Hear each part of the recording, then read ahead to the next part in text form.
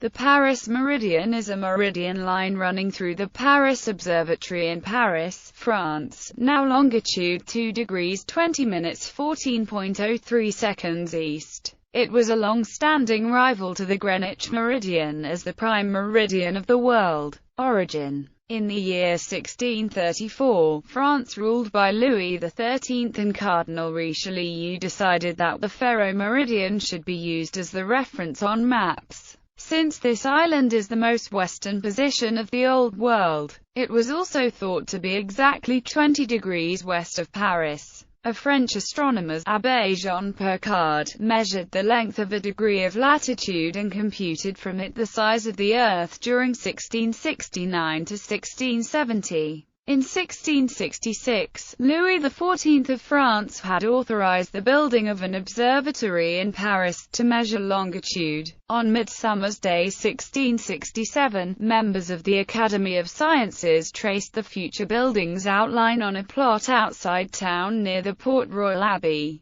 with Picard's meridian exactly bisecting the site north-south. French cartographers would use it as their prime meridian for more than 200 years. Old maps often have a common grid with Paris degrees at the top and Faro degrees offset by 20 at the bottom. Louis Feuillet also worked on this problem in 1724. It was later found that the actual island of El Hierro itself is in fact 20 degrees 23 minutes 9 seconds west of Paris. But the Faro meridian was still defined as 20 degrees west of Paris. In the early 19th century, the Paris meridian was recalculated with greater precision by the astronomer François Arago, whose name now appears on the plaques or medallions tracing the route of the meridian through Paris. In 1884, at the International Meridian Conference in Washington, D.C., the Greenwich Meridian was adopted as the prime meridian of the world.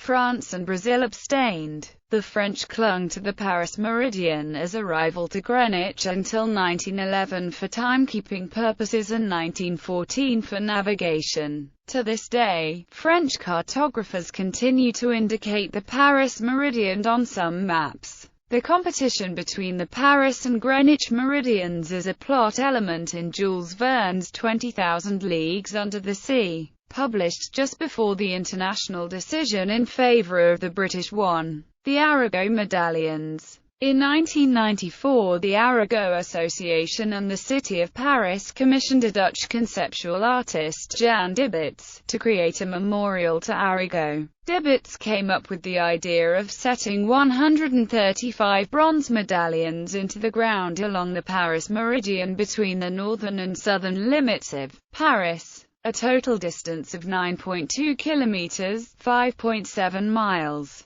Each medallion is 12 centimeters in diameter and marked with the name Arago plus N and S pointers. Another project, the Green Meridian, aims to establish a plantation of trees along the entire length of the meridian arc in France. Several missing Arago medallions appear to have been replaced with the newer, and 2000, La Meridienne Verte, markers. Esoteric interpretations. In certain circles, some kind of occult or esoteric significance is ascribed to the Paris meridian. Sometimes it is even perceived as a sinister axis. Dominique Stezefants, a French conspiracy theorist, attacks the Arago medallions that supposedly trace the route of an occult geographical line. To him, the Paris meridian is a Masonic axis, or even the heart of the devil. Henry Lincoln, in his book The Holy Place, argues that various ancient structures are aligned according to the Paris meridian. They even include medieval churches, built long before the meridian was established according to conventional history, and Lincoln finds it obvious that the meridian was based upon the Cromlech intersex division line. David Wood, in his book Genesis,